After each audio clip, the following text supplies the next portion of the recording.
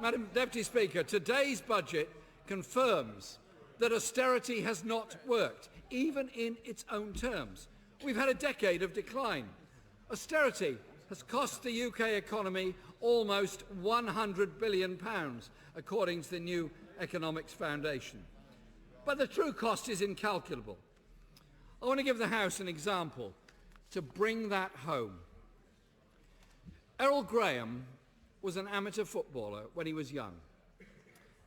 By his mid-50s, suffering from mental health issues, he had become reclusive, unable to leave his flat in Nottingham, terrified of the world outside. He couldn't attend his fitness for work assessment, so, because of the government's harsh and very uncaring attitude, his benefits were cut off. With no income for food, he obviously began to go hungry. He wrote a desperate letter to his DWP assessor. "Judge me fairly," he wrote. "It's not nice living this way." Errol weighed 4.5 stone when the bailiffs found his body inside his flat. He had starved to death in this, the 5th richest country in the world.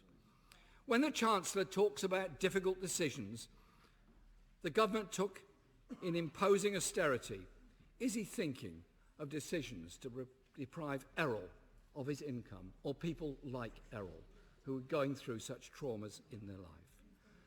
And the worst thing is, austerity, all of this suffering, has been a political choice, not an economic necessity. The party opposite continues to make the absurd claim that austerity was needed because spending on schools, hospitals and public services by Labour somehow was the cause of the worldwide financial crash in 2008. A US Senate report into the root causes of the crash singled out two investment banks to blame: Goldman Sachs and Deutsche Bank. A few weeks ago, the Prime Minister turfed out one Chancellor who had previously worked at Deutsche Bank and replaced him with another one who worked at Goldman Sachs. Truly a government of the people. Now, Mr. Speaker, they want us to believe that austerity is over. But it's not true. According to the Institute for Fiscal Studies, it would take at least $54 billion of current spending this year, excluding health and social care, to get us back to 2010 levels.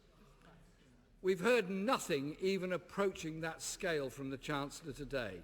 Without it, the IFS says austerity is baked into our economy.